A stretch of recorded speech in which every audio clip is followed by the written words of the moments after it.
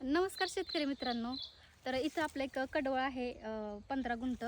तर आज ह्याच्यावरती सुरुवात केली आहे. कारण कालच आपला एक मक्याचा प्लॉट आहे तो संपला आणि दुसरा मक्याचा प्लॉट आहे शेवटचा अर्धा एकराचा तो आहे त्याच्यावरती सुरुवात केली आहे. तर पहाटे सकाळी 4 वाजता गोठ्यातलं काम वगैरे आवरून घरातलं वगैरे आवरून मक्याची एक खेप घेऊन आलो आणि त्याच्यानंतर आता इथं कडवळावरती सुरुवात केली आहे. कारण ती जी मका आहे ती उन्हाळ्यामुळं जरा जास्त वाढली नाही आणि आपला पुढचा जो मक्याचा प्लॉट आहे तो यायला एक साधारण महिनाभर टायमिंग आहे. तर ती जी मका आहे ती आपल्याला एक महिना आणखी पुरवायची आहे. तर म्हणूनसाठी ती पुरवण्यासाठी आता हे जे कडवं आहे तर ह्याच्यावरती सुरुवात केली आहे आणि सोबतच घास पण आहे 10 गुंठ.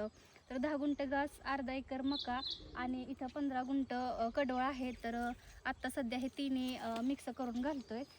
हे जे कडवं आहे ते पेरून केलेलं आहे घरच्या घरी आणि पेरून विस्कटून केल्यापेक्षा पेरून केलेलं जरा चांगलं येतं आणि बऱ्यापैकी चांगलं वाढलं आहे. इथं जरा वाऱ्यामुळे वगैरे पडलं आहे पण आतमध्ये सगळीकडं एकदम भारी आलं आहे. तर आत्ता सध्या कडवळ, अर्धा एकर मका आणि 10 गुंठ घास आहे. तर हे सगळं आपण मिक्स करून घालतोय.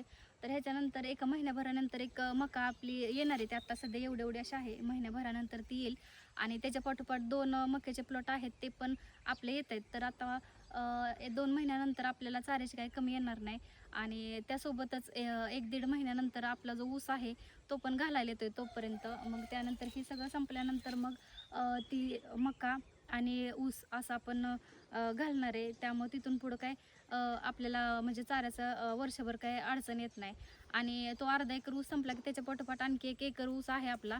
तर तो पण आपला येईल तोपर्यंत आणि असं काहीसं म्हणजे चाऱ्याचं नियोजन आहे. कारण घरचं असेल तरच आपल्याला हा व्यवसाय परवडतो आणि किंवा सगळ्यात जास्त जो खर्च आहे ना तो या व्यवसायामध्ये हा चाऱ्यासाठीच होतो आणि मुरघास जरी करायचा म्हणला तरी घरची मका वगैरे असले तरी पण खूप जास्त खर्च होतो. त्यामुळं आम्ही जास्त खर्चाच्या भानगडीत पडत नाही.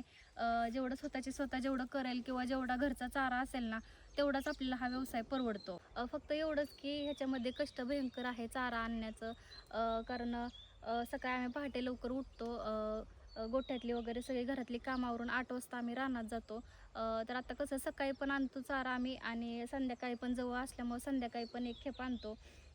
तर पण आज संध्याकाळी आणायची होती खेप पण आज ह्यांना वरतीचं जे रान मोकळं झालेलं होतं तर तिकडं फनायला जायचं होतं. त्यामुळे संध्याकाळी गोठ्यातलं काम सगळं माझ्याकडेच होतं आणि मग आज काय संध्याकाळी दुसरी खेप आणणं झालं नसतं म्हणून आज सकाळी मक्याची एक खेप आणली आणि त्याच्यानंतर ना आत्ता एक साधारण 11 वाजलेत. तर आत्ता कडवळाची खेप पण आत्ताच घेऊन जातोय कारण की संध्याकाळी होणार नाही काढायला. त्यामुळं फक्त एवढंच की ह्या व्यवसायामध्ये ना कष्ट करायची ताकद पाहिजे आणि आपलं जे सगळं म्हणजे विकतचं जर काय असेल ना तर आपल्याला काहीच परवडत नाही. कारण आत्ता सध्या आमच्याकडं 2200 रुपयाने मका चालू आहेत आणि असं जर विकत घेऊन व्यवसाय करायचा म्हणलं तर आपल्याला त्याच्यातून खर्च पण निघत नाही, अशी आपली अवस्था आहे. सगळ्यात महत्त्वाचं म्हणजे हा व्यवसाय परवडण्याचं कारण फक्त एकच आहे की आपला शेतातला घरचा सगळा चारा आणि आपले गोट्यात काम करणारे आपण स्वतः.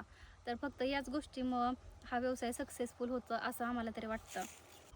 आणि व्हिडिओ तुम्हाला कसा वाटला कमेंट करून नक्की सांगा आणि आपल्या ज्योती देशमुख या यूट्यूब चॅनलला सबस्क्राईब करायला विसरू नका. धन्यवाद.